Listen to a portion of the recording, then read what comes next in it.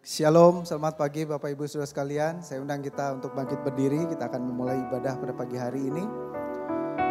Pertolongan pada kita datang daripada Allah pencipta langit bumi dan segala isinya. Ia setia memelihara ciptaannya dan tidak pernah meninggalkan perbuatan tangannya dari selama-lamanya sampai selama-lamanya. Hati kami berlimpah dengan syukur Tuhan di pagi hari ini kami boleh hadir di rumah Tuhan. Kami siap memuji memuliakan nama Tuhan, bersekutu juga dengan saudara seiman dan teristimewa mendengarkan firman Tuhan yang berupa pengajaran dan aplikasi di dalam kehidupan kami. Biarlah kami boleh mengerti akan firman-Mu dan melakukannya di dalam kehidupan kami sehari-hari Tuhan. Berkati setiap saudara-saudari kami yang belum tiba di tempat ini agar ditibakan di tempat ini dan tidak kurang satu apapun, supaya bisa memuji, memuliakan dan mendengarkan firman Tuhan secara bersama-sama Tuhan. Terima kasih Bapa, kami mau memulai ibadah ini dengan rasa syukur dan pujian kepadamu saja Tuhan. Di dalam nama Yesus kami berdoa dan mengucap syukur. Amin. Shalom Bapak Ibu sekalian. Ada sukacita di rumah Tuhan. Yang bersukacita boleh lambaikan tangannya. Kita berikan kemuliaan apa yang dahsyat bagi Allah kita. Kita akan memuji Allah kita yang luar biasa karena Dia layak menerima segala pujian dan sembah kita yang terbaik. Amin. Mohon.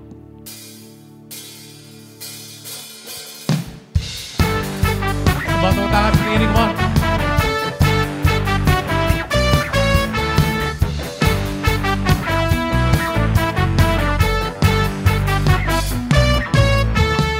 Semua ikutin saya ya.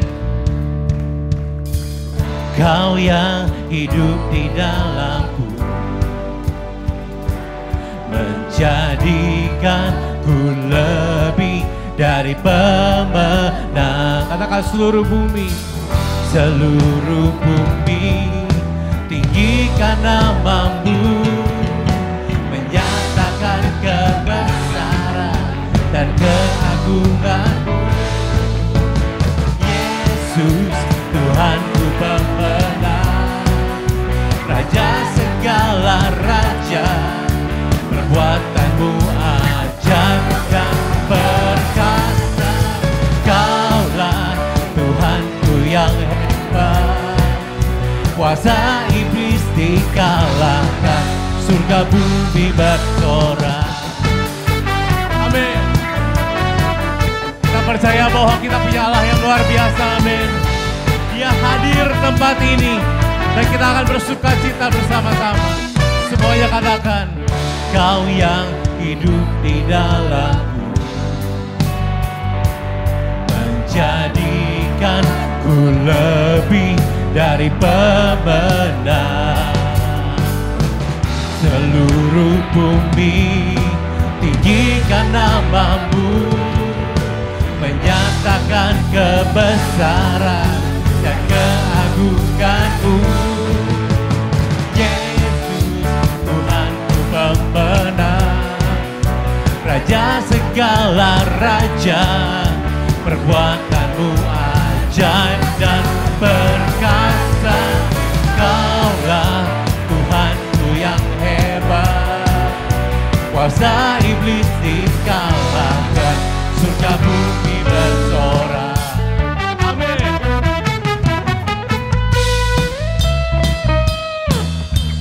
Kita hadir tempat ini untuk satu tujuan, amin.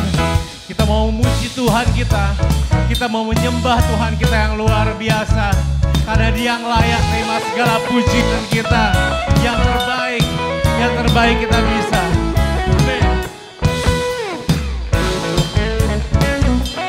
Mari semuanya sama-sama kita katakan, seluruh bumi tinggikan nama-Mu, menyatakan kebesaran dan keagungan-Mu. Tuhanku pemenang, Raja segala raja, perbuatan-Mu ajaib dan perkasa. Kaulah Tuhanku yang hebat, kuasa iblis dikalahkan, surga bumi bersorak. Yesus Tuhanku pemenang, Raja segala raja, perbuatan-Mu ajaib dan perkasa.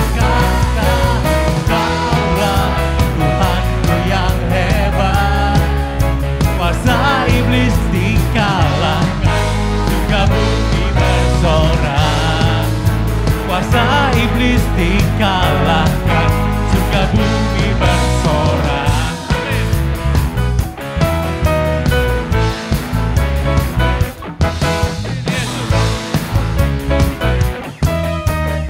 Kita berikan kemuliaan yang paling dahsyat bagi Allah kita yang luar biasa. Amin. Amin. Semua masih siap memuji Tuhan. Boleh lihat kiri kanan depan belakangnya, kasih senyuman yang paling hangat, salaman yang paling hangat. Kita akan serukan kebaikan Tuhan kita yang luar biasa.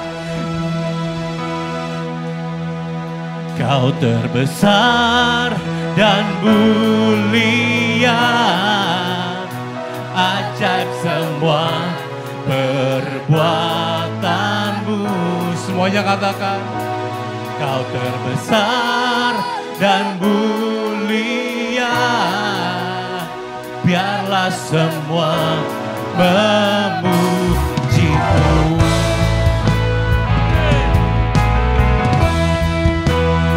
Kau hadir Yesus.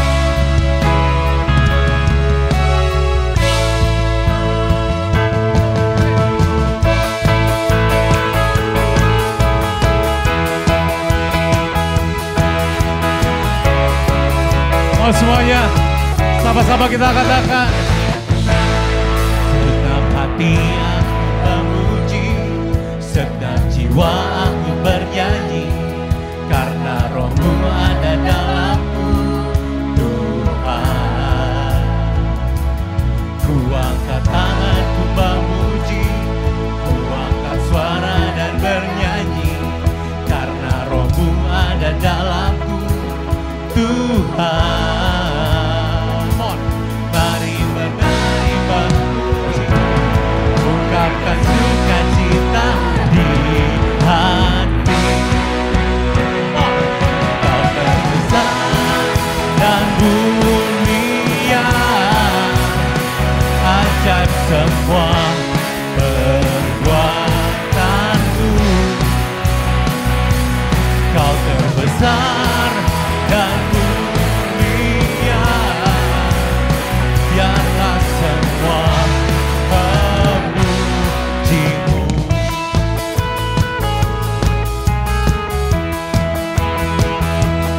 Kami mengucap syukur Tuhan karena kebaikan-Mu. Semua. Segenap hati aku memuji, segenap jiwa aku bernyanyi, karena Roh-Mu ada dalamku, Tuhan. Ku angkat tangan, ku memuji, ku angkat suara dan bernyanyi, karena Roh-Mu ada dalamku, Tuhan. Mari menerima puji, ungkapkan sukacita di hati. Kau terbesar dan mulia, ajaib semua perbuatanmu. Kau terbesar dan mulia, biarlah semua memujimu.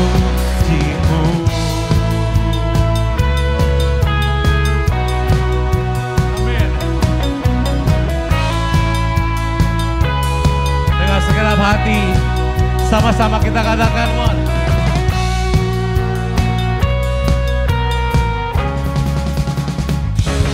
Kau terbesar dan mulia, ajaib semua perbuatanmu. Kau terbesar dan mulia, biarlah semua memujimu. Kau terbesar dan mulia, ajaib semua perbuatanmu Tuhan.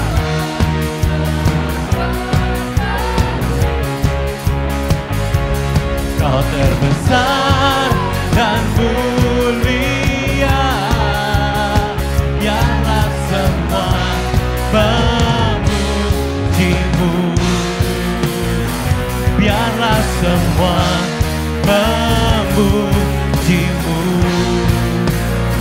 biarlah semua memujimu.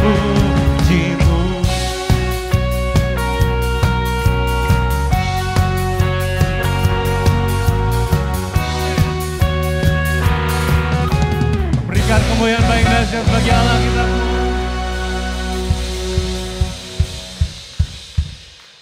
Bapak Ibu sekalian, kita mau hening di hadapan Tuhan. Saya tidak tahu Bapak Ibu sekalian datang dengan kondisi seperti apa. Mungkin ada sebagian dari kita yang sedang di tengah badai. Mungkin ada sebagian kita yang di tengah lembah kekelaman, di tengah kesakitan. Tapi kita percaya kita punya Allah yang setia. Kita punya Yesus yang setia. Apabila kita merenungkan kebaikan Tuhan, kita merasakan, kita menemukan berkali-kali pertolongan itu datang dalam kehidupan kita. Dan hari ini, dengan segala kerendahan hati kita, kita mau cari wajah Yesus. Kita mau deklarasikan bahwa kita punya Allah yang setia dalam kehidupan kita. Amin.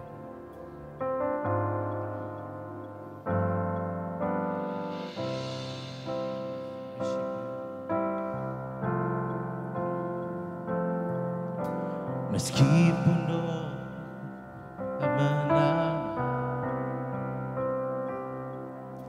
meskipun duri dalam dagingku, ku tetap memilih untuk percaya dan mengucap syukur. Meskipun doa kita tidak terjawab, meskipun doaku tak terjawab, meskipun hatiku habis lenyap, ku tetap memilih untuk percaya dan mengucap syukur. Angkat tanganmu, angkat hatimu, sama-sama katakan. Berkali-kali kau menolong, berkali-kali kau kuatkan. Dalam rasa sakit Engkau ada, Yesus setia.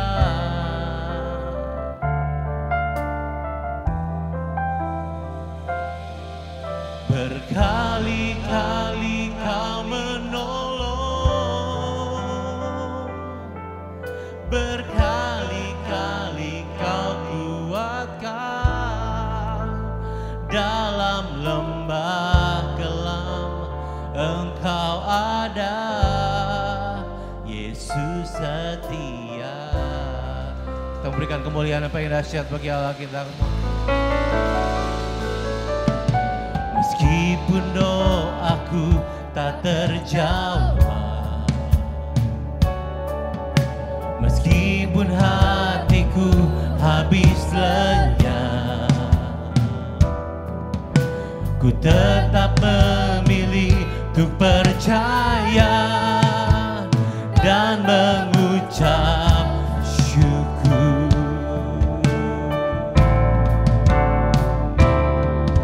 Berkali-kali kau menolong, berkali-kali kau kuatkan. Dalam rasa sakit Engkau ada,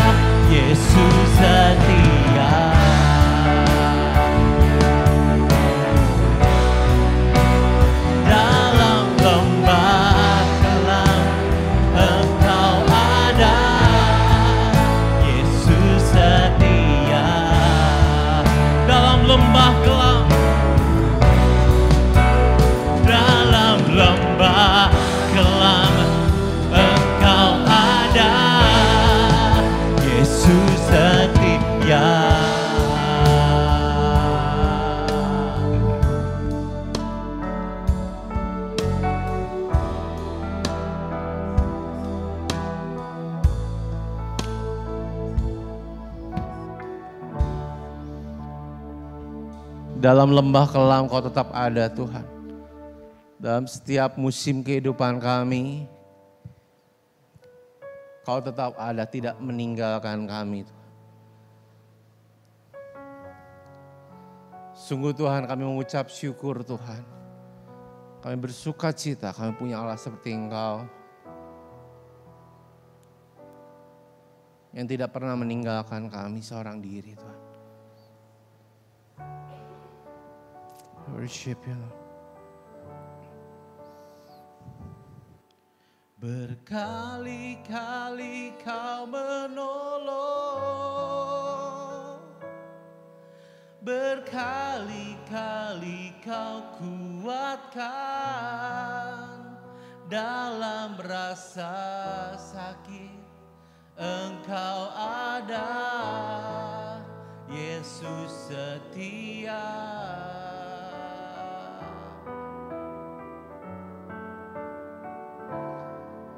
Berkali-kali Kau menolong,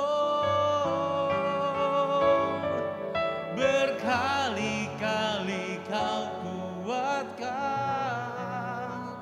dalam lembah kelam Engkau ada, Yesus setia. Katakan dalam lembah kelam. Dalam lembah kelam Engkau ada,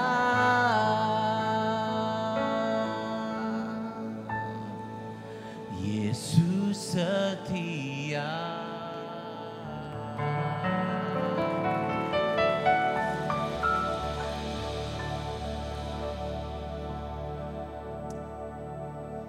Tuhan, Kau sebentar Tuhan, kami akan memberikan persembahan kami dan mengembalikan perpuluhan kami Tuhan. Berikan kami hati yang rindu Tuhan untuk memberikan yang terbaik.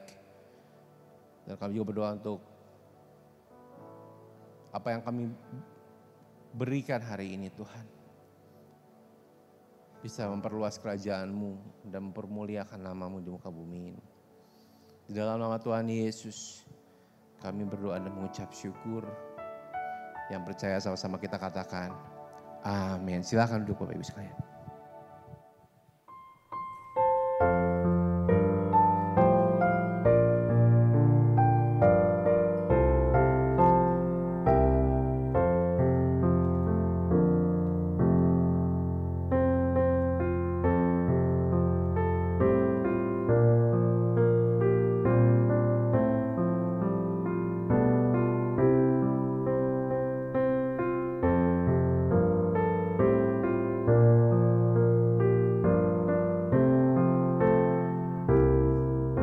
Sekali lagi shalom Bapak Ibu Saudara sekalian. Mari kita akan tunduk kepala, kita akan berdoa sebelum kita merenungkan firman Tuhan. Bapak, kami mengucap syukur pagi hari ini buat kami boleh mempersembahkan sebagian dari berkat yang Tuhan berikan dan mengembalikan perpuluhan yang sudah Tuhan berikan kepada kami. Biarlah semua ini menjadi alat untuk kemuliaan nama Tuhan baik di gereja ini maupun juga kepada orang-orang yang membutuhkan. Terima kasih Bapak, sebentar kami akan merenungkan firman Tuhan, belajar firman Tuhan dan melakukannya dalam hidup kami. Biarlah Tuhan yang mengurapi hamba-Mu untuk Kau memakai lidah bibir hamba-Mu untuk menyampaikan apa yang menjadi kerinduan Kau untuk setiap kami boleh mengerti. Di dalam nama Yesus kami berdoa dan mengucap syukur. Amin. Firman Tuhan pada pagi hari ini masih kelanjutan dari tema selama bulan ini ya Bapak Ibu. Kalau minggu lalu yang hadir ada, boleh saya lihat tangannya supaya saya bisa tahu kira-kira berapa banyak yang hadir. Puji Tuhan, hampir ya sekitar 70-80% hadir ya. Karena ini ceritanya nyambung dengan minggu lalu. Mungkin kalau sebagian juga sudah pernah membaca kitab Kejadian tentang sepak terjangnya Yakub. Nah, pagi hari ini kita akan belajar kelanjutannya. Setelah minggu lalu kita belajar bagaimana dia menipu kakaknya, bersekongkol dengan ibunya. Dan hari ini kita akan belajar satu kisah yang cukup panjang. Sepak terjang Yakub, seorang tokoh penting ya di dalam perjanjian lama. Kita bisa bayangkan sekarang Israel lagi ribut sama Iran, itu tuh keturunannya Yakub itu. Itu tuh Israel itu adalah Yakub gitu ya. Nah, Setelah penipuannya dengan penipuan kepada Ishak ayahnya dan Esau, kemudian apa nih yang terjadi dengan Yakub? Ya, saya beri judul Deceived but not forgotten. Ya, God's faithfulness amidst family intrigues. Kalau bahasa Indonesianya tertipu tapi tidak terlupakan. Allah yang setia di tengah intrik keluarga. Ya. Pasalnya cukup banyak, ada 3 pasal, 29, 30 dan 31, pasal 29 aja ada 35 ayat, pasal 30 ada 43 ayat, pasal 31 ada 55 ayat, jadi terlalu panjang kalau kita baca semua satu persatu. Saya rindu setiap kita, kalau kita ingin belajar nanti di rumah dibaca ya, pasal 29, 30 dan 31. Nah, saya akan ringkaskan kisah ini dalam satu slide supaya kita lebih mudah memahaminya dengan bahasa yang sederhana ya. Pertama adalah terjadinya perjumpaan antara Yakub dan Rahel. Ini kalau kita lihat filmnya kayak gini, waduh kayaknya ini bakal cerita romantis ini gitu ya. Yakubnya ganteng, Rahelnya gelis gitu ya. Tapi ternyata kisahnya lumayan tragis ya. Setelah meninggalkan tanah Kanaan, Yakub tiba di padang Aram. Sesuai dengan perintah dari Ishak untuk mencari kakak dari Ribka, ibunya, yaitu Laban anak Betuel, cucu dari Nahor kakak Abraham. Ya, jadi Ishak menyuruh Yakub untuk pergi ke Padan Aram. Dia diperintahkan untuk cari Betuel. Betuel itu sebetulnya adalah mertua daripada Ishak ya, karena Betuel itu adalah ayah daripada Ribka. Nah, kemudian entah adik, mungkin entah kakak, tetapi yang pasti saudara daripada Ribka ini ada yang namanya Laban. Dan ini adalah cucu dari Nahor. Nahor itu kakak dari Abraham. Jadi pada zaman itu memang perkawinan antara saudara itu memang terjadi untuk mempertahankan klannya, begitu ya. Nah, sesampainya di sana ia menemukan sebuah sumur. Jadi Yakub sampai di Padan Aram dan dia menemukan sebuah sumur tempat para gembala memberi minum ternaknya. Di sana ia bertemu dengan Rahel, putri bungsu dari Laban, dan kemudian Yakub jatuh cinta padanya. Ini seperti yang saya bilang, ini indah kan ya. Jadi ini kisah sebelumnya, ya. Jadi ini kalau dibayangkan ini kayaknya kisah romantis gitu ya antara Yakub dengan Rahel. Tetapi apa yang terjadi ketika sudah bertemu dan kemudian Yakub bertemu dengan Laban, lalu mereka saling berpeluk-pelukan karena mereka satu saudara dan seterusnya. Kemudian Yakub tinggal selama sebulan di keluarga Laban ini. Dan dia ikut bekerja membantu Laban.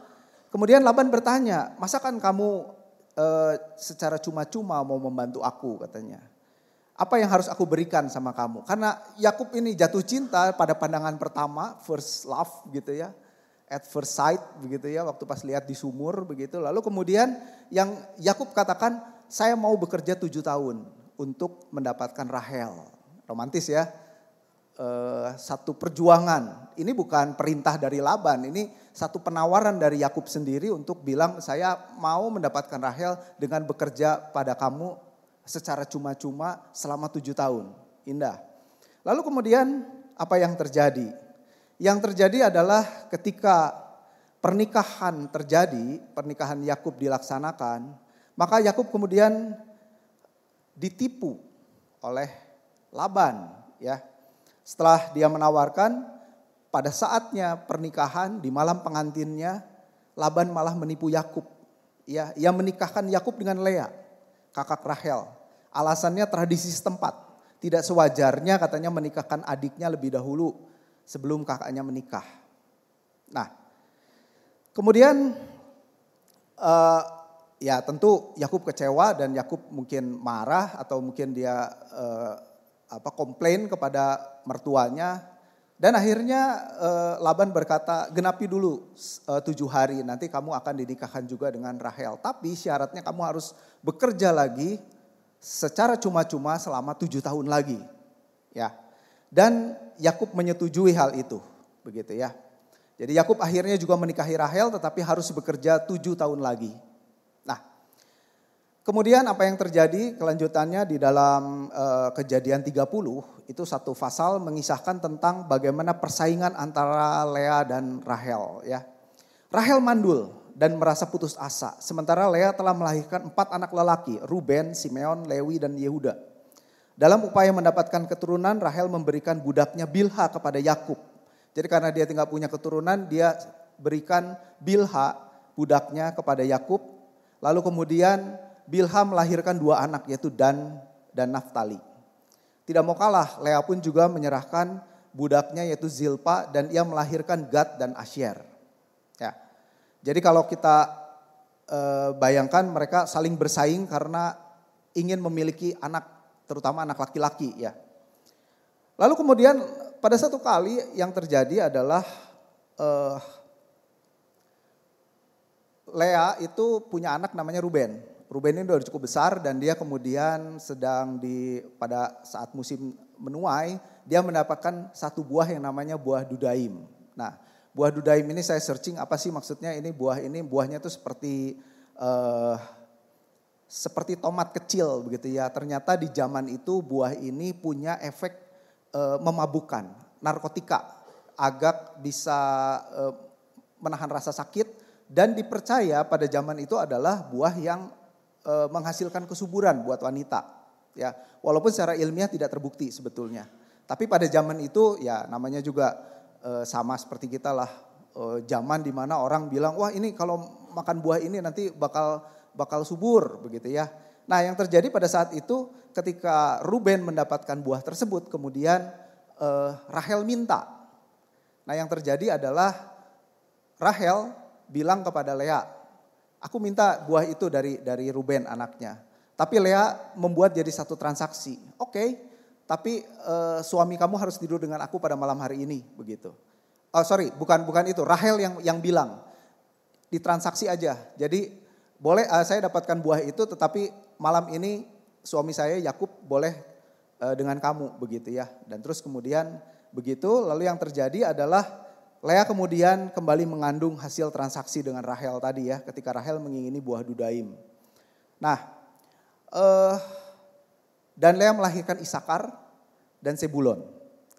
Serta seorang anak perempuan bernama Dina. Di mana kisah Dina ini juga ada kisah lanjutannya di dalam Kejadian ya, cukup tragis. Tuhan akhirnya mengingat Rahel dan ia pun mengandung serta melahirkan Yusuf yang kelak menjadi tokoh penting dalam sejarah Israel. Jadi kalau dirangkum keturunan dari ini tadi harusnya ini ya. Jadi Lea kemudian kembali menghasilkan Sebulon dan Isakar, lalu kemudian dia menghasilkan anak yang terakhir yaitu Dina. Lalu kemudian Tuhan mengingat Rahel dan Rahel melahirkan seorang anak yaitu Yusuf yang kita tahu ya. Ya. Nah kemudian kalau kita lihat di sini keturunan dari Yakub itu berarti kalau kita rangkum ada 12. Ya, yang pertama adalah jadi kalau kita singkat sebetulnya ada 4. Ya, istri yang sah itu Lea dan Rahel. Di mana Lea memiliki totalnya berarti jadi ada 6 anak laki-laki, 1 anak perempuan tadi Dina ya.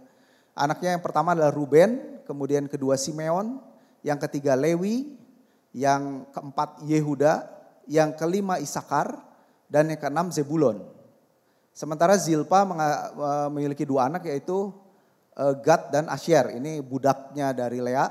Budak dari Rahel menghasilkan 2 anak yaitu Dan dan Naftali. Sementara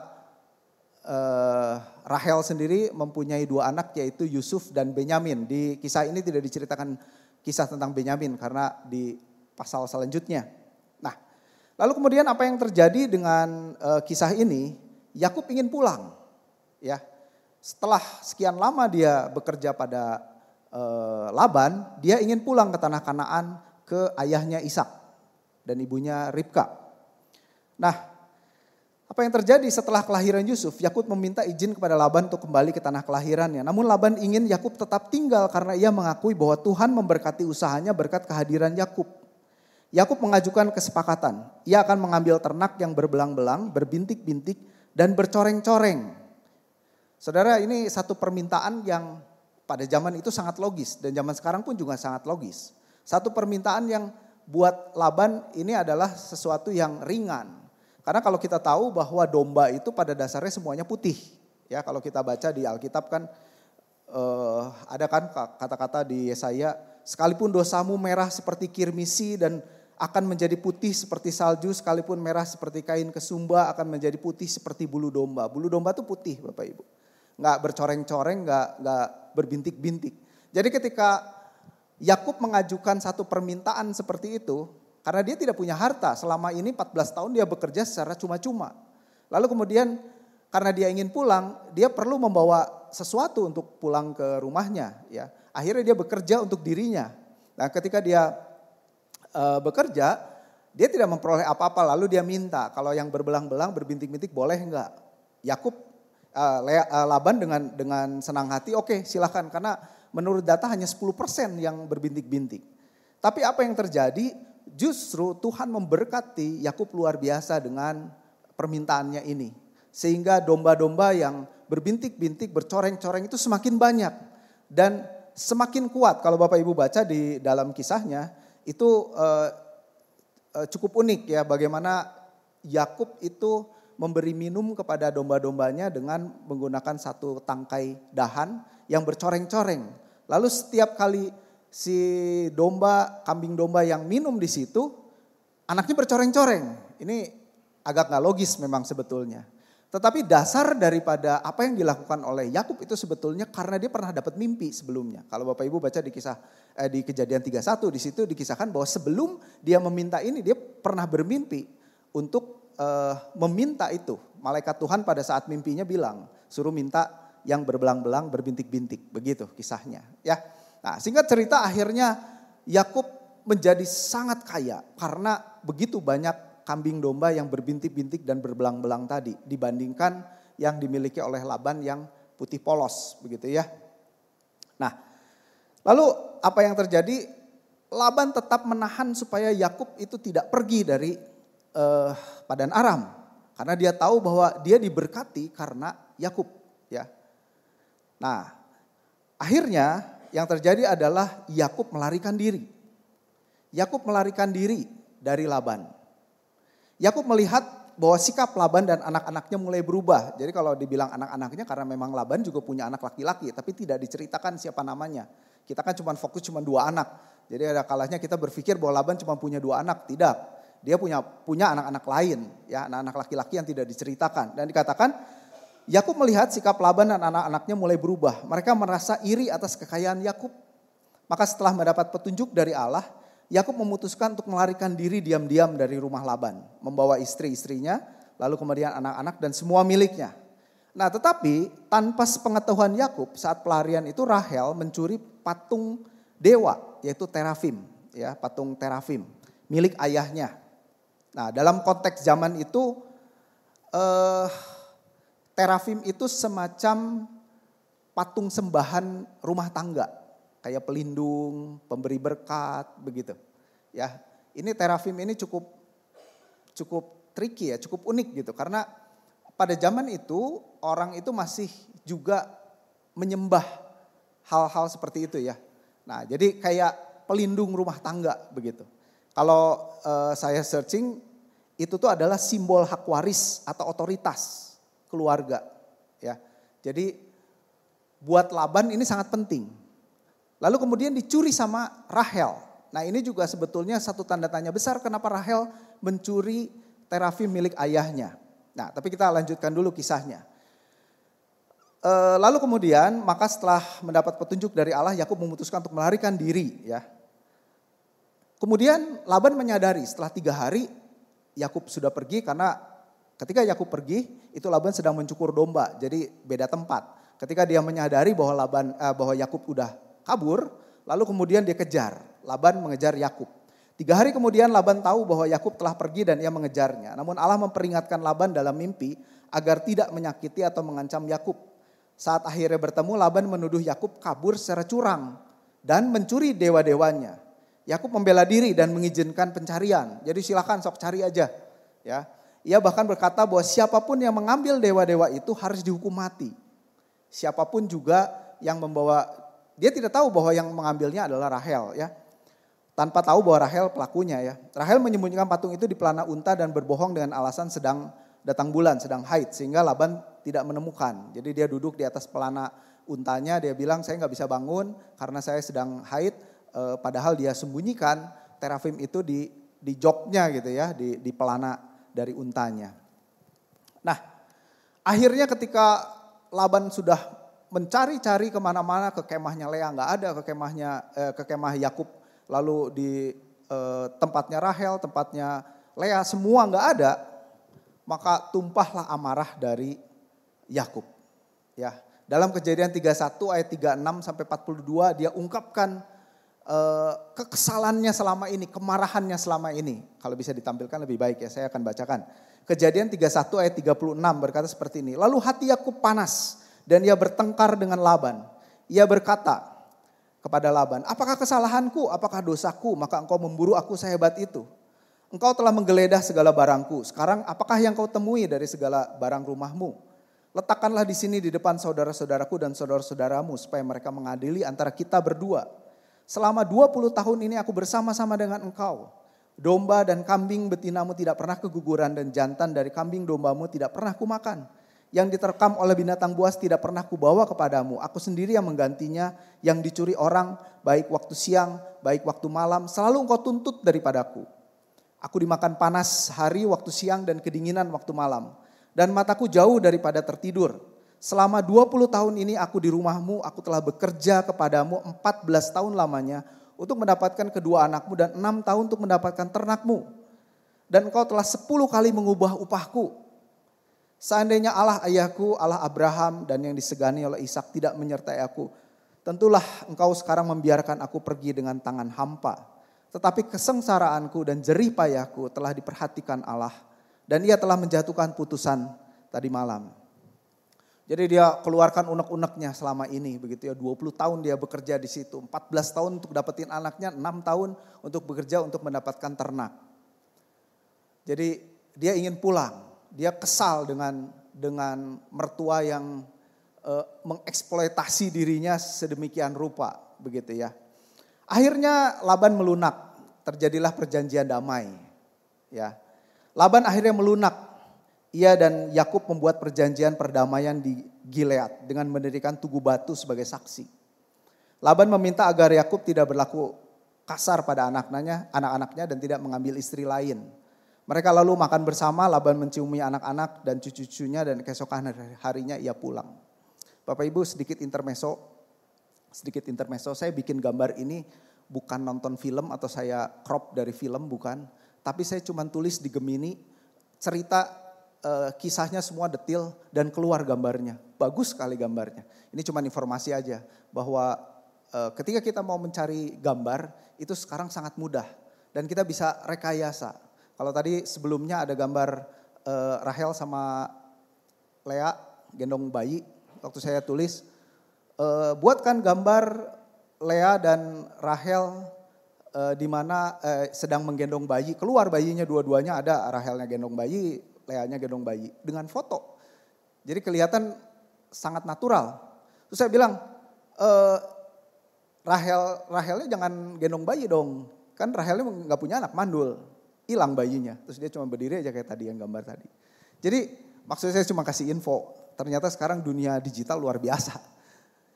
Ini satu kabar baik dan satu kabar yang mengerikan juga gitu. Jadi kalau next time mungkin ada video-video tertentu yang mungkin videonya kita gitu ya. Tapi itu bukan kita gitu, karena AI yang bikin begitu. Dan sangat detail, sangat bagus gambarnya tadi. Kalau Bapak Ibu perhatikan kan gambar-gambarnya luar biasa bagusnya begitu ya. Seperti benar-benar real. Sampai saya pikir ini kayaknya kalau disuruh bikin video atau bikin film kayaknya bisa dia gitu ya. Kisahnya bagus, kata-katanya kita semakin detail semakin baik. Dan gambarnya muncul. Memang beberapa kali harus diperbaiki begitu ya. Nggak langsung sesuai dengan keinginan kita. Kita harus kasih tahu dia latar belakangnya di padang rumput, budaya Mesopotamia kuno begitu, baru muncul ya gambarnya kayak gitu ya. Oke, itu intermezzo. Oke, selanjutnya kita mau belajar apa sebetulnya pagi hari ini?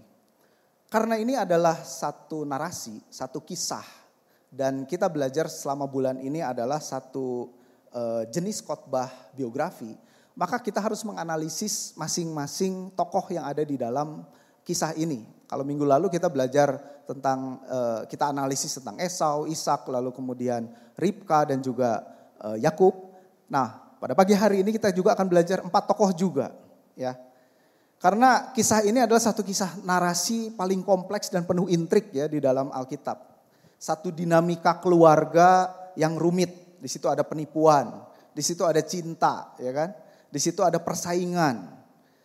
Dan yang lebih penting dari semua itu adalah di situ ada campur tangan Allah di dalamnya.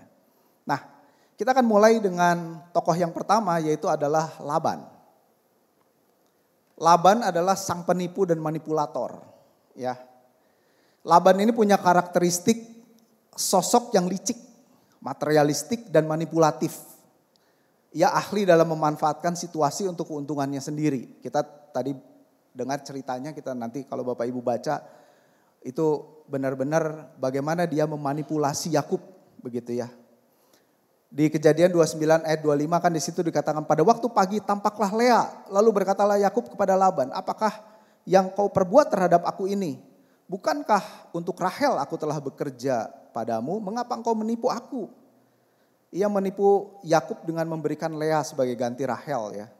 Setelah Yakub rela bekerja 7 tahun lamanya tanpa upah. Ini kan menunjukkan satu sikap yang tidak baik begitu ya. Satu kurangnya integritas dari Laban. Dia tidak komitmen pada janji, padahal dia janjinya kan mau memberikan Rahel. Lalu Laban juga tidak segan-segan mengeksploitasi menantunya sendiri. Ya, Kejadian 31 ayat 1 berkata, selama 20 tahun ini aku di rumahmu, aku telah bekerja padamu 14 tahun lamanya untuk mendapat kedua anakmu. Dan 6 tahun untuk mendapat ternakmu. Dan engkau telah 10 kali mengubah upahku. Waduh, jadi curang banget gitu ya yang namanya Laban ini. Boga mitoha kieu teuing gitu nya. Saya joke waktu kemarin pas touring sama teman-teman, ada teman kita yang sedang diinjili ya, dari agama lain. Lagi diinjili, wah dia udah tertarik ini. Udah ini, terus kita goda-godain, udah login aja, ayo gitu ya. Kita nyantai aja, dia terbuka gitu. Dia juga banyak nanya itu puji Tuhannya, kita berdoa semoga Tuhan menggerakkan hatinya ya. Terus kita bilang, ayo percaya sama Tuhan Yesus, kamu akan dapatkan surga. Terus dia balik bilang, enakan di agama gua kayaknya nanti ada 72 bidadari katanya. Terus teman saya nyeletuk, kalau 72 bidadari berarti 72 mertua tuh. hiji mertua geng geus kieu gitunya Laban, apalagi punya 72 gitu. Cek teman saya teh 144, pan kali 2, oh nya mabok. Ya joking aja Bapak Ibu. Saudara, apa yang bisa kita pelajari dari orang yang seperti Laban ini? Ya kita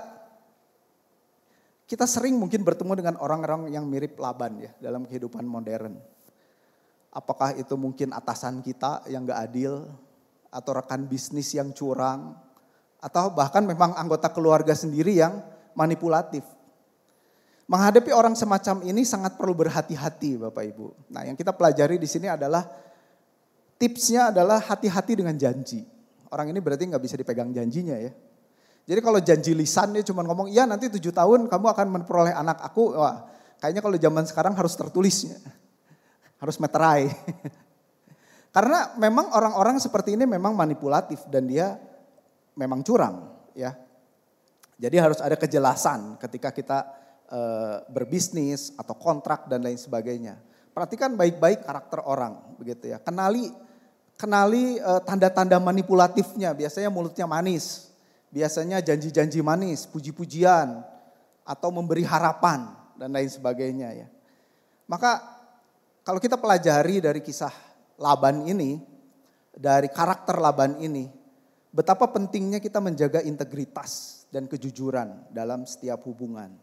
Saya percaya ketika telah terjadi itu, maka Yakub udah gak percaya lagi tuh sama Laban. Laban mau ngomong apa juga udah gak percaya. Semua janji-janjinya dia pasti Yakub cuman sanksi, meragukan.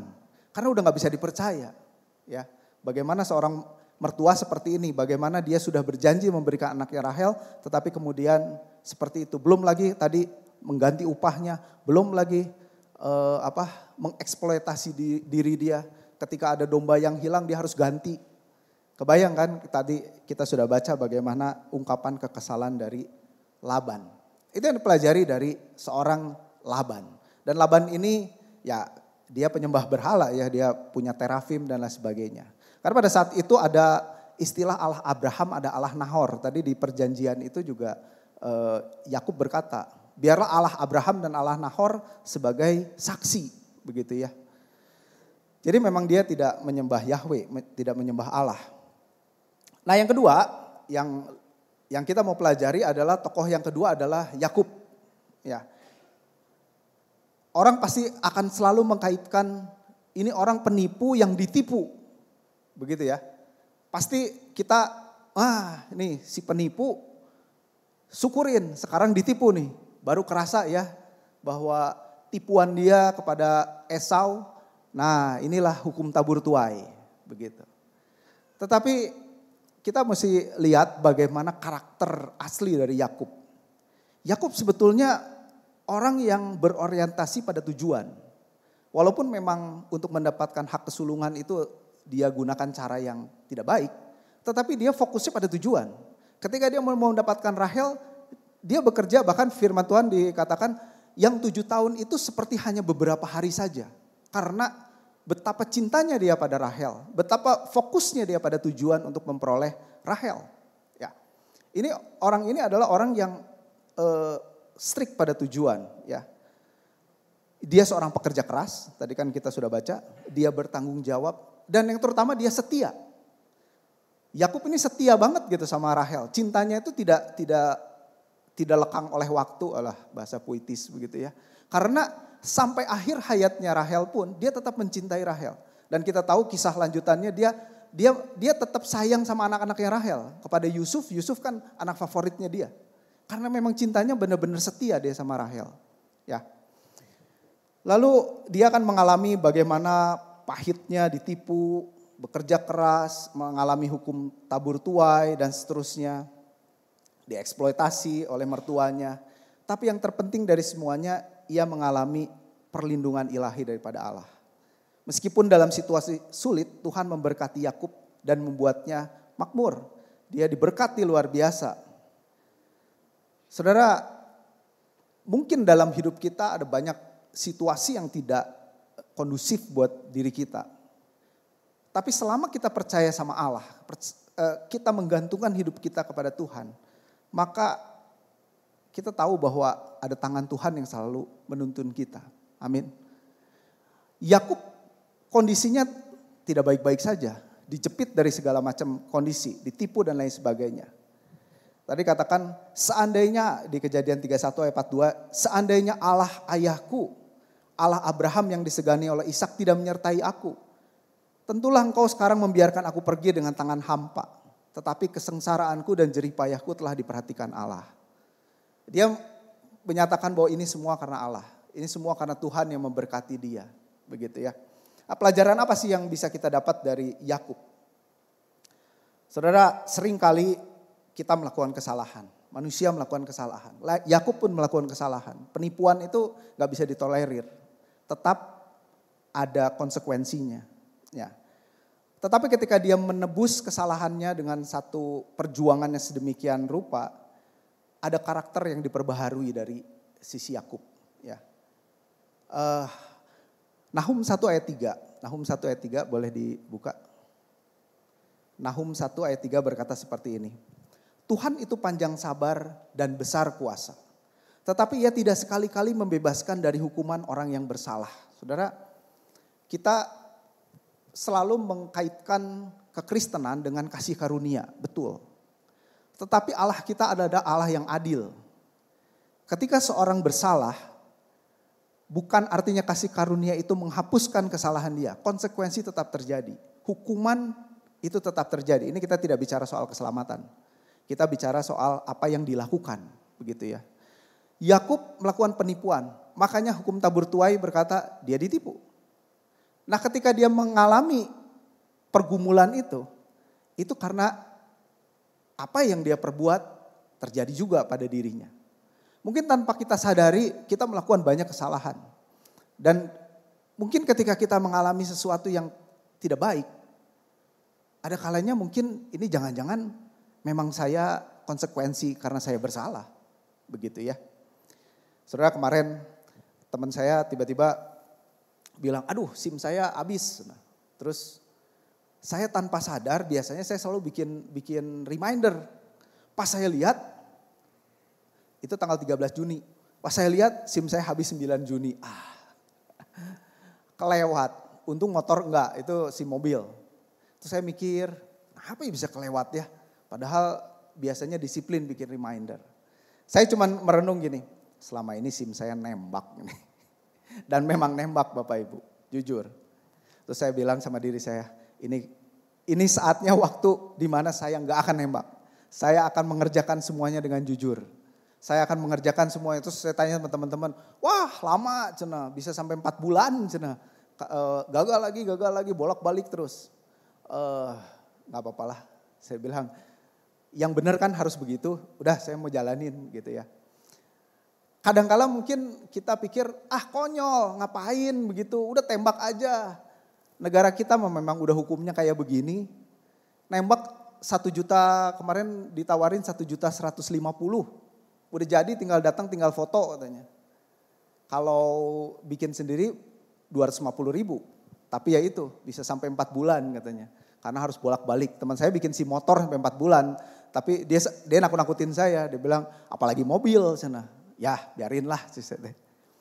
Saudara, saya gak mau kait-kaitkan itu. Wah jadi kayak karma begitu. Enggak. Tapi yang benar mana? Oh yang benar harus ikut tes. Ya udah. Ada banyak sekali di dalam hidup kita yang mungkin kita harus memperbaiki kesalahan kita, begitu ya.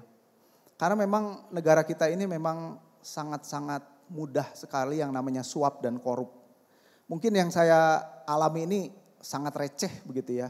Waktu saya kuliah ada dosen saya yang pemimpin dari satu perusahaan besar, perusahaan mebel di Kendal, di dekat Semarang.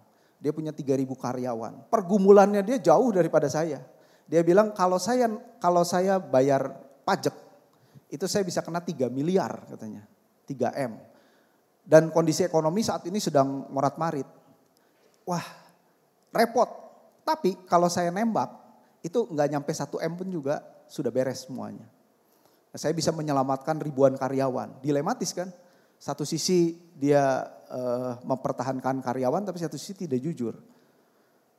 Karena memang ya beginilah kondisinya. Bapak Ibu, tantangan kita memang seperti itu. Kita harus diperhadapkan dengan, kita mau hidup benar, tetapi rugi begitu ya secara manusia. Atau kita mau hidup jujur, tapi benar di hadapan Tuhan. Nah jawabannya sebetulnya harus hidup jujur. Karena Tuhan kita maha kuasa. Mungkin tidak terpikirkan bagaimana menyelamatkan ribuan karyawan itu. Tapi apakah Tuhan kita sebegitu lemahnya? Ya, memang kalau saya yang ngomong gampang, tapi kalau dia yang ngalamin pusing pasti. Tapi itulah pergumulan kita, satu realita di dalam kehidupan kita bahwa kita menghadapi hal-hal seperti ini yang real ya di dalam hidup ini. Apalagi yang dipelajari dari seorang Yakub, ketekunan, ya, ketekunan di tengah kesulitan. Dalam kesulitan, dalam ketidakadilan, dia tetap fokus pada tujuan. Dia melakukan yang terbaik. Dia baru ngeluh pada saat digeledah itu kan. Sebelumnya dia tidak mengeluh kepada Laban. Dia kerjakan semuanya dengan baik. Dengan fokus, dengan kerja keras. Dan Tuhan pun melihat. Tuhan itu berdaulat. Di tengah ketidakadilan dan manipulasi ini Tuhan tetap mampu memberkati Yakub. Ya. Kita percaya Bapak Ibu ada satu kekuatan yang lebih besar di dalam hidup kita. Kalau orang bilang Indonesia sekarang sedang menghadapi satu kesulitan, satu daya beli yang menurun, ada banyak usaha yang tutup, ada banyak usaha yang bangkrut. Ya betul, saya baru kemarin baca di Amsal, teguran kepada pemalas. Pemalas dikatakan seorang pemalas itu berkata, hati-hati ada macan di lorong, ada singa di lorong, ada singa di jalan katanya. Dan dia melipat tangan dan tidur kembali. Saya pikir kenapa ya Amsal bilang begitu? Ya semua orang bilang begitu, sama juga. Wah keadaan ekonomi kita sedang bahaya, wah jangan begini, jangan begitu. Apakah Tuhan kita sangat kecil? Apakah Tuhan kita lebih kecil daripada segala masalah itu? Saya percaya tidak. Segala resesi itu dari tahun ke tahun selalu terjadi. Dari masa ke masa terjadi. Tapi ketika kita berpegang teguh pada Allah kita. Ketika kita bekerja dengan giat, tekun dan jujur dengan integritas yang baik. Tuhan juga melihat. Seperti kisah Yakub ini. Amin Bapak Ibu. Selanjutnya saya akan membahas tentang Lea. Ini menarik ini Lea. Orang selalu berpandangan, wah ini Lea ini yang membuat kisah ini jadi berantakan gitu ya. Karena kisah ini kan harusnya sesuatu yang indah. Percintaan antara Yakub dengan Rahel. Ini ujung-ujung ada Lea. Tapi mari kita POV-nya dari Lea. Ya. Lea ini adalah kisah tentang penderitaan, kesabaran dan pertumbuhan iman. Bapak Ibu, sebagai anak wanita yang lebih besar dan dikatakan dia tidak cantik. Lalu tiba-tiba dia disuruh ayahnya untuk masuk ke ke malam pengantin. Dia karena kita tahu budaya patriarki itu kan sangat kuat, dominasi ayah begitu kan. Jadi dia nurut aja kan, dia gak bisa berontak pada saat itu. Sehingga dia menjalani kenyataan bahwa dia harus menjadi istri yang tidak dicintai oleh Yakub. Ini kan suatu dilematis ya. Suatu keadaan di mana dia pun juga tidak mau memilih mungkin seperti itu. Walaupun pada akhirnya dia berusaha untuk mendapatkan cinta dari Yakub, itu kan natural sebagai seorang istri. Lea adalah putri sulung Laban ya. Korban dari apa? Korban dari adat setempat. Karena kan si Laban tadi bilang tidak wajar gitu mengawinkan adiknya terlebih dahulu daripada kakaknya. Dia mengalami kesengsaraan Bapak Ibu. Sebagai seorang istri yang tidak dicintai suaminya. Dalam Kejadian 29 ayat 32, boleh ditampilkan dulu. Kejadian 29 ayat 32. Ada satu ungkapan yang Lea katakan. Lea mengandung, lalu melahirkan seorang anak laki-laki dan menamainya Ruben. Sebab katanya, sesungguhnya Tuhan telah memperhatikan kesengsaraanku. Perhatikan baik-baik bahwa dia sudah menyebut nama Tuhan. Tuhan ini huruf besar, berarti Yahweh. Berarti dia sudah percaya kepada Yahweh. Kita tahu bahwa dia hidup dari ayahnya Laban yang percaya kepada Allah Nahor. Dan dia punya terafim segala macam. Jadi mereka bukan penyembah Yahweh. Tetapi Lea adalah orang pertama yang disebutkan di dalam kejadian ini yang menyebutkan nama Yahweh. Artinya pada saat dia mengalami kesengsaraan, dia menyerahkan semuanya kepada Yahweh, kepada Tuhan, kepada Allah. Ya. Katakan sesungguhnya Tuhan telah memperhatikan kesengsaraanku. Sekarang tentulah aku akan dicintai oleh suamiku. Jadi kalau kita lihat pergumulan dari Rahel ini luar biasa ya. Dia tahu bahwa dirinya tidak dicintai. Dia tahu dia bukan yang diinginkan oleh Yakub, tapi yang diinginkan adalah adiknya. Dia merasakan perasaan tertolak. Ya, merasakan perasaan tertolak dari Yakub secara terbuka. Karena memang jelas-jelasan Yakub bilang bahwa dia lebih mencintai Rahel daripada Lea. Ya. Mungkin ada banyak istri saat ini yang tidak dicintai oleh suaminya. Ada banyak istri yang dikecewakan oleh suaminya. Lea ini satu tokoh yang sangat indah untuk kita pelajari begitu ya. Dan nanti kita lihat bagaimana akhir hidupnya dari Lea ya. Kita bandingkan dengan Rahel. Dia mencari pengakuan Bapak Ibu. Kalau kita baca dari kisahnya, nama anak-anaknya pun juga berkisah atau berkeluh kesah tentang bagaimana dia mendapatkan cinta dari suaminya. Dikatakan Ruben itu berarti lihat seorang anak laki-laki. Simeon, Tuhan telah mendengar bahwa aku tidak dicintai. Lalu kemudian anak tiga, Lewi, sekarang suamiku akan melekat kepadaku, itu artinya Lewi. Pergumulannya luar biasa untuk mendapatkan cinta dari Yakub, dari suaminya. Tapi yang menarik adalah Yehuda. Ketika dia melahirkan Yehuda, kata-katanya beda. Yehuda itu artinya pujian. Ya. Dan dikatakan setelah melahirkan 3 putra, Lea kembali mengandung dan melahirkan putra keempat. Kali ini namanya tidak berfokus pada mencari sayang dari suaminya, tidak. Tapi fokusnya kepada Tuhan. Dikatakan sekali ini aku akan memuji Tuhan. Itu artinya dari Yehuda. Sekali ini aku akan memuji Tuhan. Dan kembali Tuhannya adalah Yahweh. Dan Yehuda adalah ekspresi syukur daripada Lea yang murni kepada Tuhan. Dia sudah tidak terlalu fokus lagi kepada bagaimana mencari sayang dari suaminya. Tapi saya mencari sayang daripada Tuhan, memuji Tuhan. Kita tahu ya Bapak Ibu, keturunan dari Lea inilah yang dipakai Tuhan luar biasa. Dari Lewi, Lewi itu adalah suku yang diprioritaskan untuk bait Allah, pelayanan bait Allah. Dan Yehuda lebih luar biasa lagi. Yesus adalah keturunan dari Yehuda. Raja-raja dari keturunan Yehuda. Bukan dari keturunan Rahel, tapi dari keturunan Lea. Jadi Lea mengalami satu transformasi dari kesengsaraan menjadi satu perjumpaan dengan Tuhan. Ya. Ini satu hal yang mungkin seringkali tidak dibahas, seringkali kita lewatkan. Karena kita fokusnya Rahel begitu ya. Padahal kalau kita lihat bagaimana Lea, pergumulannya Lea itu lebih luar biasa lagi. Dan saudara tahu bahwa akhir hidup dari Lea di dalam Kejadian 49 ayat 19-31, kita akan baca terlalu panjang. Itu mencatat bahwa Lea dikuburkan bersama-sama dengan para leluhur di gua Makpela, di ladang Efron orang Het di dekat Mamre. Yakub secara khusus meminta untuk dikuburkan di sana bersama Abraham, Sarah, Ishak, Ribka dan juga Lea. Jadi Lea itu mendapatkan satu tempat penguburan yang sangat terhormat, ya.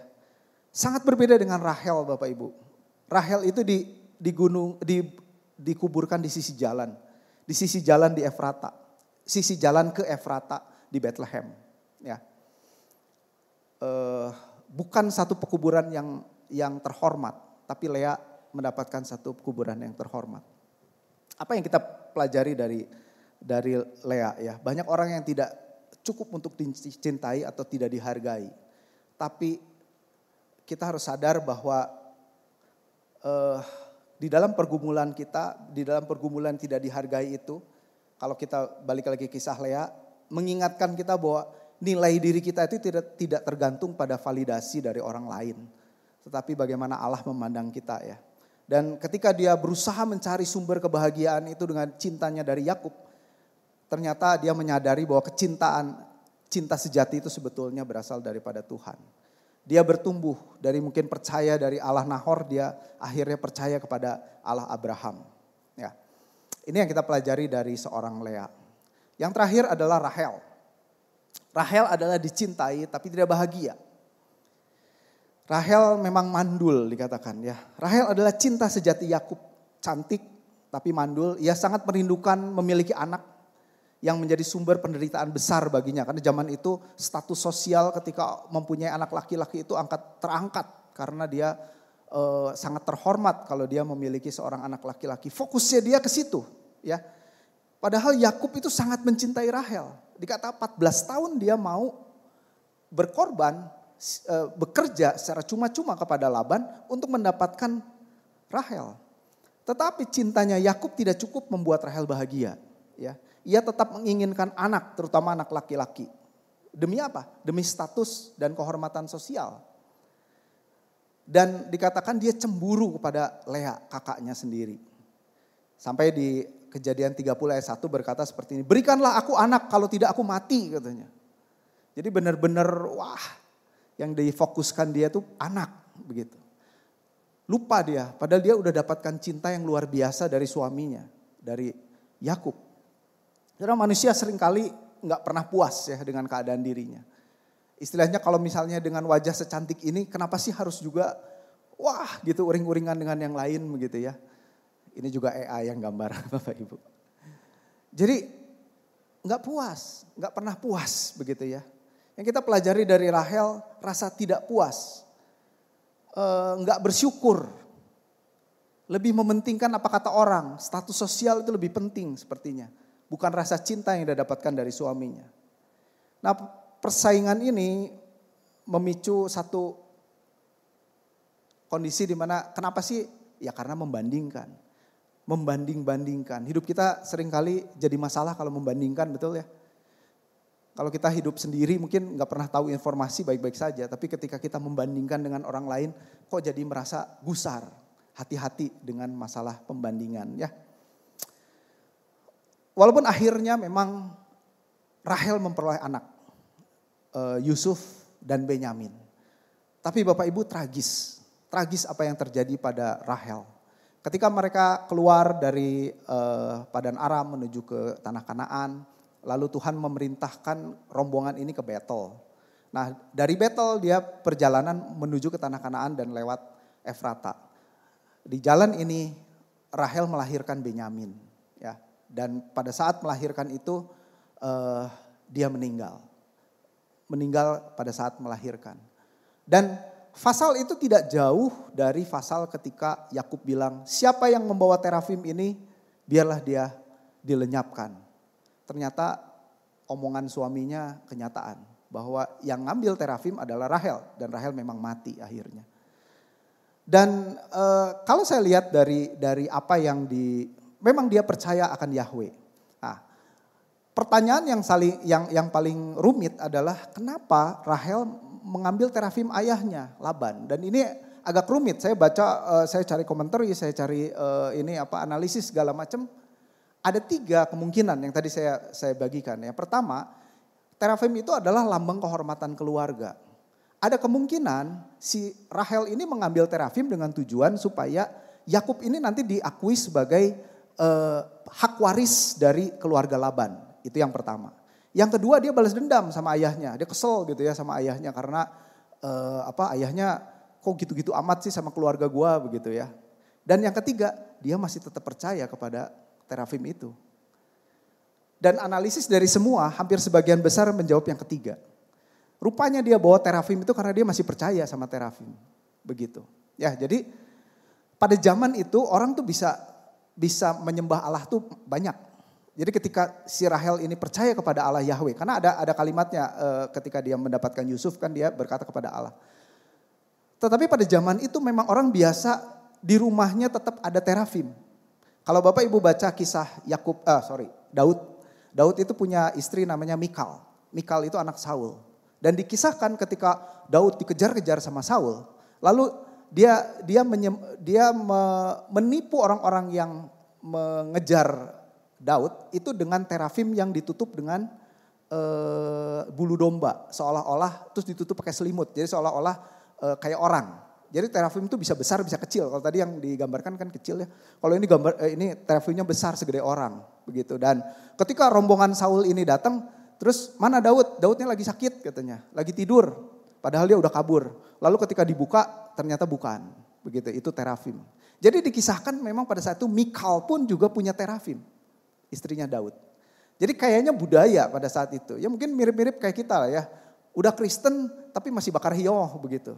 Udah Kristen tapi di rumah masih ada jimat lah, opo-opo segala macam, saya nggak ngerti lah. Mungkin seperti itu. Jadi kayak secondary lah. Ini buat perlindungan, ini mau buat ini. No. Saya juga baru ngerti ya, baru saya baca. Ini ternyata antara Rahel sama Lea ini beda banget ya begitu. Selama ini saya pikir wah Rahel gitu yang lebih gimana. Ternyata ada sesuatu yang luar biasa yang Tuhan bukakan ya. Bahwa ternyata keteladanannya justru di Lea ya. Oke, kesimpulannya apa sih pagi hari ini kita belajar apa sih? Kesimpulan yang pertama adalah dampak penipuan dan ketidakjujuran ya. Kisah ini dengan jelas menunjukkan bahwa penipuan dan ketidakjujuran meskipun mungkin memberi keuntungan jangka pendek akan selalu menyebabkan masalah dan penderitaan dalam jangka panjang. Ada konsekuensi. Baik Laban maupun Yakub mengalami konsekuensi dari tindakan tersebut. Yang kedua, kedaulatan dan berkat Tuhan ya. Terlepas dari semua intrik manusia, penipuan dan penderitaan, Tuhan tetap memegang kendali dan memberkati Yakub serta keluarganya. Ini memberi pelajaran kepada kita bahwa rencana Tuhan itu tidak pernah gagal. Meskipun di tengah kekacauan manusia. Manusia bisa bikin ini, bisa bikin itu. Tetapi rencana Allah, agenda Allah akan Yakub dan Israel itu tidak pernah berubah. Karena memang Tuhan yang ada di posisi itu karena Tuhan yang menjaga semua agendanya. Ya, tidak ada rencananya yang gagal. Yang ketiga, dinamika keluarga yang kompleks. Kita mesti menyadari Bapak Ibu di dalam kehidupan modern saat ini pun juga dinamika keluarga yang kompleks ini mungkin terjadi ya. Kisah ini gambaran realistis bagaimana dinamika keluarga yang tidak sempurna. Persaingan saudara, suami yang pilih kasih, mertua yang manipulatif. Menunjukkan bahwa konflik keluarga bukanlah hal baru. Kita perlu memiliki kebijaksanaan, kesabaran, dan yang terutama pengampunan. Ya, Bapak Ibu, penting sekali untuk kita belajar dari kisah ini. Yang keempat terakhir, pertumbuhan karakter melalui kesulitan. Yakub yang awalnya penipu dibentuk dan dimurnikan melalui pengalamannya di bawah Laban. Lea yang menderita karena tidak dicintai mendapat belas kasihan Allah. Kesulitan dan penderitaan seringkali menjadi alat yang digunakan Tuhan untuk mengembangkan karakter kita. Amin Bapak Ibu. Biarlah firman Tuhan pagi hari ini memberi satu wawasan, memberi pengertian bahwa kisah Lea, Yakub, Rahel dan Laban ini satu narasi yang kaya dan ini terus relevan dengan kehidupan kita. Mengajarkan bagaimana kompleksitas manusia, sifat manusia. Kita penting memegang integritas, kekuatan iman. Dan kita percaya bahwa ada Tuhan yang bekerja di tengah-tengah segala kekacauan yang mungkin dilakukan oleh manusia. Kita percaya ada Tuhan yang selalu menyertai kita. Amin Bapak Ibu. Mari kita akan tunduk kepala, kita akan berdoa. Bapak kami bersyukur Tuhan untuk pelajaran pagi hari ini. Buat kami belajar dari kitab Kejadian 29, 30, 31. Kisah daripada Yakub. Kami lihat Tuhan bagaimana peran Engkau yang luar biasa di dalam kisah ini Tuhan. Dan kami percaya juga Tuhan bagaimana peran Engkau juga yang luar biasa di dalam hidup kami. Kami menggantungkan hidup kami hanya kepadamu Tuhan. Segala apapun juga tantangan masalah yang kami hadapi, kami tetap berpegang teguh kepadamu Tuhan. Kami tahu ada tangan Allah yang selalu menyertai kami Tuhan. Biarlah semua yang sudah kami dengar ditanamkan dalam hati kami menjadi rema buat hidup kami. Supaya kami hidup tetap menyenangkan dan memuliakan nama Tuhan. Di dalam nama Yesus kami berdoa mengucap syukur. Amin. Baik saudara, kita akan lanjutkan dengan perjamuan kudus. Sebelum kita makan dan minum perjamuan kudus atau tidak anggur, saya akan bacakan firman Tuhan untuk kita semua. Demikianlah firman Tuhan. Sebab apa yang telah kuteruskan kepadamu telah aku terima dari Tuhan, yaitu bahwa Tuhan Yesus pada malam waktu ia diserahkan mengambil roti. Dan sesudah itu ia mengucap syukur atasnya, ia memecah-mecahkannya dan berkata, inilah tubuhku yang diserahkan bagi kamu, perbuatlah ini menjadi peringatan akan aku.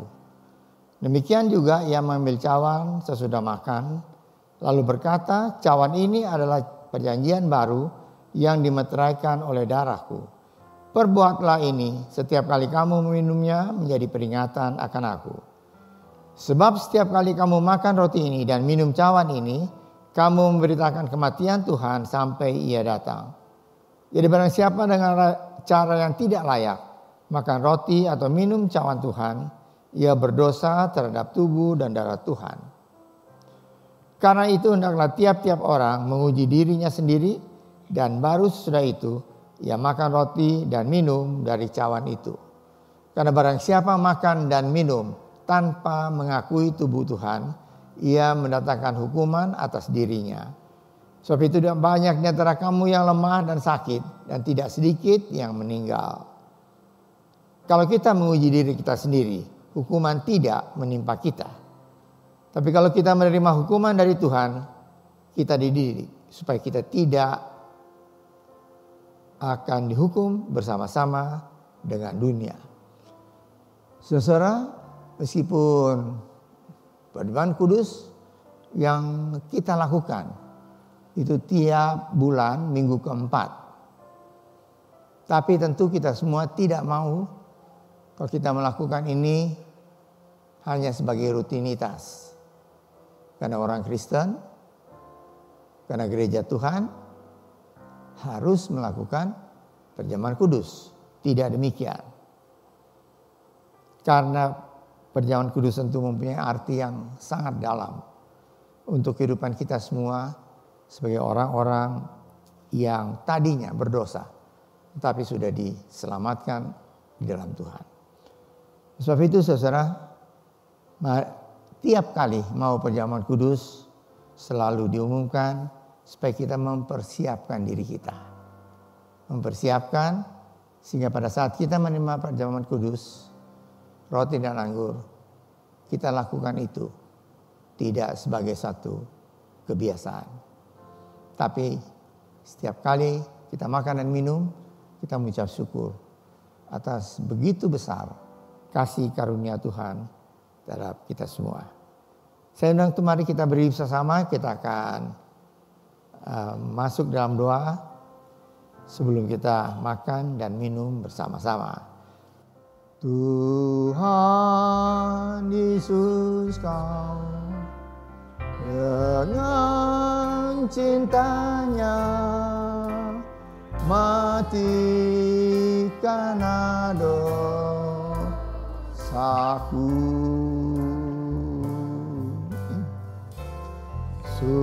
supaya saya percaya Dia dan hidup sampai selamanya. Mari kita berdoa. Bapa kami dalam surga, kami ucap syukur Tuhan, kalau pada hari ini Kau memberikan kesempatan bagi kami untuk menerima sakramen perjamuan kudus, yang di dalamnya kami percaya Tuhan, bahwa dosa-dosa kami sudah dihapus, sudah disucikan, sudah ditebus oleh Engkau karena pengorbanan-Mu di atas kayu salib. Terima kasih Tuhan. Pada hari ini kami boleh bersama-sama dalam satu perjamuan. Perjamuan bukan perjamuan biasa, tapi perjamuan yang kudus. Karena Tuhan sendiri yang memerintahkan untuk hal ini. Terima kasih Bapa untuk kesempatan yang Tuhan berikan kepada kami semua.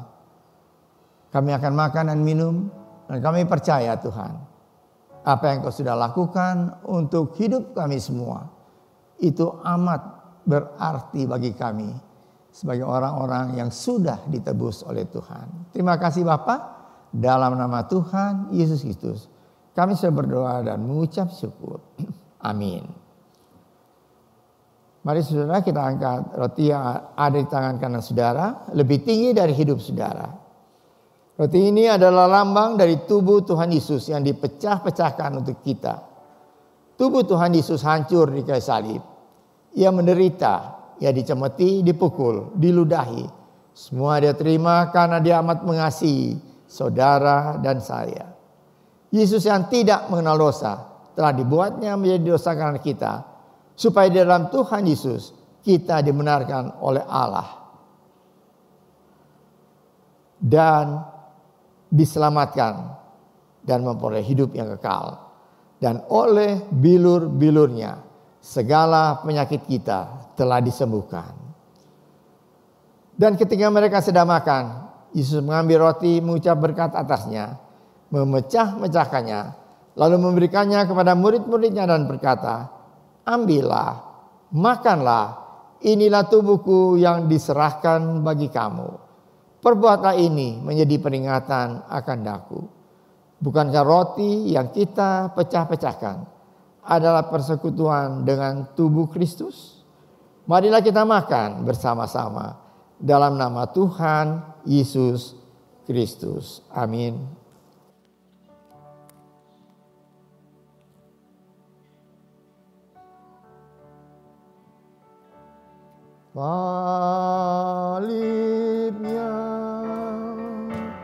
Salibnya lamanya mulia,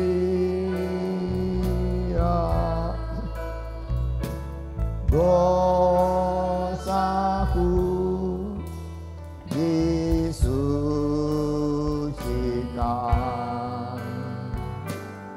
oleh darah Yesus.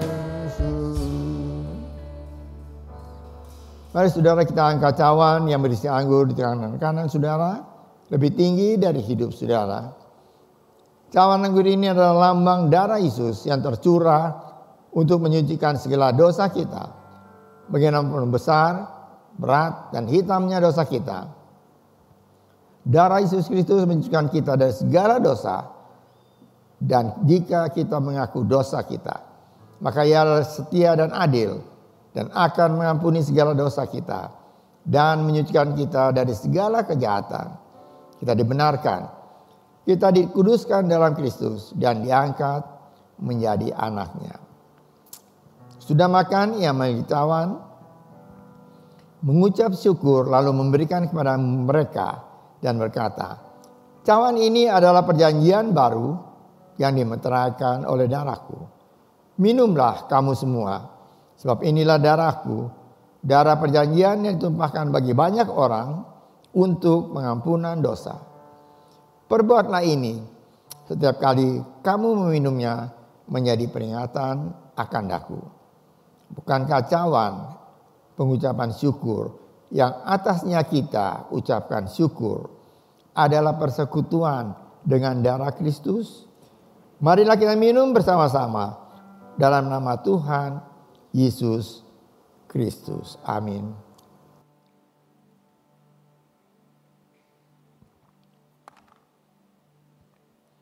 Salibnya, salibnya, selamanya mulia.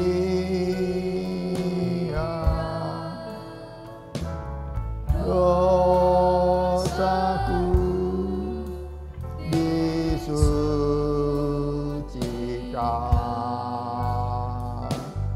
oleh darah Yesus. Mari saudara, kita berdoa bersama-sama. Kita mengucap syukur pada Tuhan. Segala sesuatu yang Tuhan sudah lakukan dalam kehidupan kita, yaitu kita ditebus dengan darah Tuhan, sehingga kita boleh menjadi anak-anak Tuhan. Kita boleh diselamatkan dan mendapat hidup yang kekal. Mari kita berdoa. Bapa kami di dalam surga, terima kasih Tuhan untuk berkat Tuhan bagi kami semua. Terima kasih Engkau sudah memimpin seluruh ibadah kami dari awal hingga selesai dengan berkat Tuhan. Makasih Tuhan, kami sudah memuji Tuhan, kami sudah menyembah Tuhan. Kami sudah mendengar firman Tuhan dan juga kami sudah menerima sakramen perjamuan kudus. Terima kasih Tuhan. Lengkap sudah kasih karunia Tuhan dalam kehidupan kami semua. Sehingga dari orang yang harusnya dibinasakan, kami boleh mendapat keselamatan di dalam Tuhan. Makasih Bapa. Roti dan anggur sudah kami makan dan minum dan sudah bersatu dalam tubuh kami. Dan kami percaya kalau ada di antara kami yang datang dengan sakit penyakit, kami pulang sudah disembuhkan oleh Tuhan. Kami datang dengan hati yang susah, kami akan pulang dengan hati yang dihibur oleh Tuhan. Kami datang dengan tubuh yang lemah, kami pulang sudah dikuatkan oleh Tuhan. Terima kasih Bapa untuk berkat Tuhan yang begitu besar dalam kehidupan kami semua. Saya Engkau sudah mendengar doa kami. Ucapan syukur kami ini kami naikkan dalam nama Tuhan Yesus Kristus yang menjadi juru selamat kami yang hidup. Amin. Silakan duduk saudara.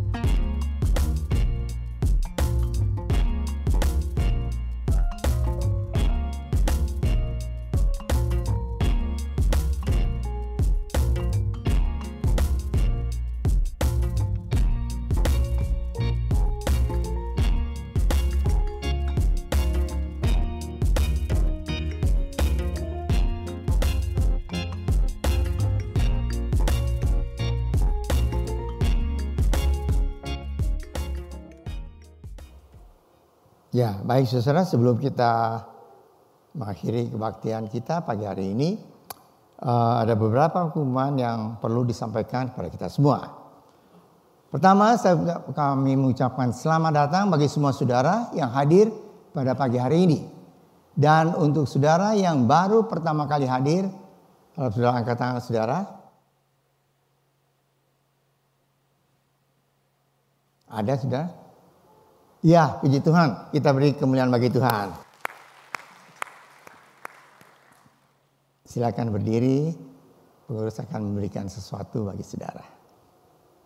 Minggu depan kami tetap menantikan saudara di dalam ibadah kami di KU2 ini. Puji Tuhan. Pengumuman yang perlu disampaikan adalah kelas katekisasi untuk yang mau dibaptis akan dimulai pada tanggal 6 Juli. Setiap hari Minggu jam 9:30. Ya. Selanjutnya kita doakan untuk retret dari T4C yang tadi setelah KU1 mereka berangkat, dan retret ini 2 hari sampai besok. Kita doakan supaya anak-anak kita yang mengikuti retret bisa menjadi anak Tuhan yang sungguh-sungguh mengasihi Tuhan, setia, dan mereka rindu untuk melayani Tuhan. Puji Tuhan.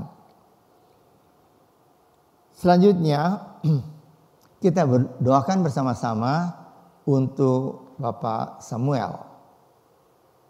Ya. Yang besok akan dioperasi.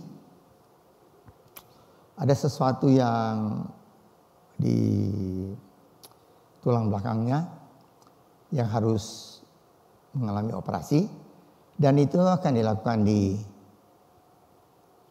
rumah sakit Guangzhou. Guangzhou itu di Chungkok sana. Ya.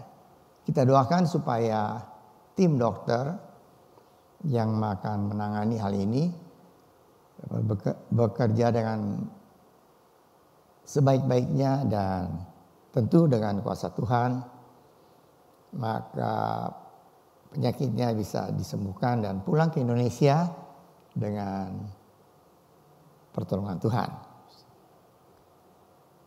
Ya, selanjutnya saudara, kita berdoa bersama-sama untuk tim dari Gereja Rehoboth yang akan ke Nusa Kambangan. Ya tentu bukan untuk ditahan di sana, tapi untuk mengabarkan kabar kesukaan, berita Injil. Yang akan ke sana yaitu Bapak Pendeta Aven, Bapak Rudianto, dan Bapak Kengkeng. Bapak Aven, Bapak Rudi, dan Bapak Kengkeng. Mereka akan berangkat dari Bandung besok dan bergabung dengan beberapa saudara di Cilacap sana kalau nggak salah. Dan di sini tambah 2 orang lagi.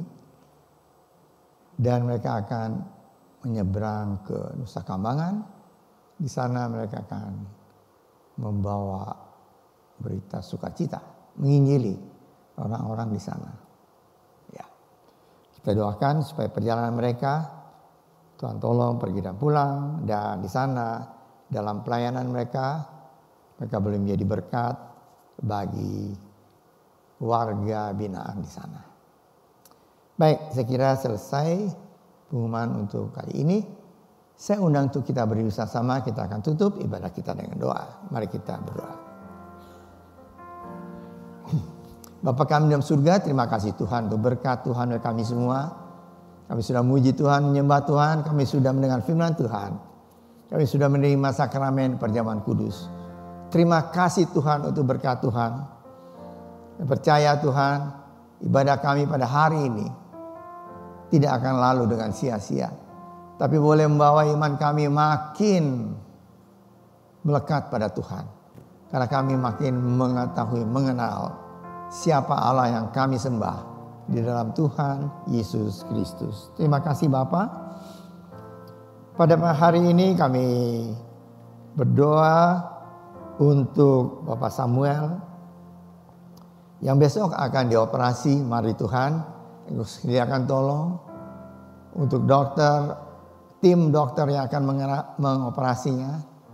Dan Tuhan setelah dioperasi dengan kuasa Tuhan, dengan pertolongan Tuhan, dia akan sembuh dengan sempurna dan boleh kembali Indonesia dengan berkat Tuhan. Kami juga berdoa untuk retret dari T4C yang mulai diadakan hari ini sampai besok, supaya berkat Tuhan Engkau juga pimpin semua acara dalam retret. Terutama kami berdoa supaya anak-anak kami ini boleh menjadi anak-anak Tuhan yang sungguh-sungguh setia mengiring Tuhan dan rindu untuk melayani Tuhan. Terima kasih Bapak. Kami juga berdoa untuk saudara-saudara kami yang akan pergi ke Lapas Nusa Kambangan untuk memberitakan Injil di sana. Untuk Bapak Pendeta Aven, Bapak Rudi, Bapak Kengkeng dan tim yang akan ke sana. Mari Tuhan Kau sediakan tolong dalam perjalanan dimanapun mereka berada. Dan pada saat di Nusa Kambangan juga mereka boleh menjadi saluran berkat bagi warga binaan di sana. Dan melalui pelayanan mereka maka ada jiwa yang boleh dimenangkan untuk Tuhan. Kembali ke Bandung, Tuhan juga dalam perjalanan, jaga dalam perjalanan sehingga tiba di Bandung dengan selamat dan berkat Tuhan. Terima kasih Bapak. Kami ucap syukur Tuhan, kalau hari ini kami boleh memberikan persembahan dan mengembalikan perpuluhan yang Tuhan punya. Ajar pada kami untuk selalu memberikan yang terbaik, karena Tuhan sudah memberikan yang terbaik bagi kami semua, yaitu keselamatan dan hidup yang kekal. Terima kasih Bapa. Kami akan masuk dalam minggu yang baru berjalan bersama dengan Tuhan. Kami percaya Engkau tidak pernah meninggalkan kami secara pribadi, keluarga kami, usaha kami, pekerjaan kami. Dan kami mengucap syukur untuk pertolongan Tuhan dalam pendidikan anak-anak kami semua. Sehingga tahun pelajaran, tahun yang akan lewat ini, mereka boleh mendapat hasil-hasil yang baik. Dan mereka boleh berhasil dengan pertolongan Tuhan. Terima kasih Bapak. Kami akan pulang ke rumah kami masing-masing. Mungkin ada di antara kami yang akan mengadakan perjalanan untuk liburan. Engkau tolong juga. Di dalam perjalanan dimanapun mereka berada, Tuhan lindungi dari mara bahaya. Tuhan berikan sukacita menikmati liburan ini. Dan juga pulang ke Bandung dengan pertolongan Tuhan. Terima kasih Bapak. Percaya Tuhan Kau sudah mendengar doa kami dan ucapan syukur kami ini. Kami naikkan dalam nama Tuhan Yesus Kristus yang menjadi juru selamat kami yang hidup.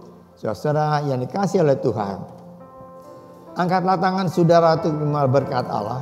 Arahkan hati saudara kepada Tuhan dan hadirat-Nya. Maka berkat Allah memenuhi hidup saudara. Berkat Allah memenuhi kesehatan saudara. Berkat Allah memenuhi keluarga saudara. Dan berkat Allah memenuhi pekerjaan saudara. Dan jadilah berkat dimanapun saudara berada. Dan saudara terimalah berkat dari Allah Bapa, kasih karunia dan damai sejahtera dari Tuhan Yesus Kristus, dan persekutuan Allah Roh Kudus menyertai saudara sekalian. Mulai hari ini sehingga Maranatha, Tuhan Yesus datang kembali. Amin. Bapa, terima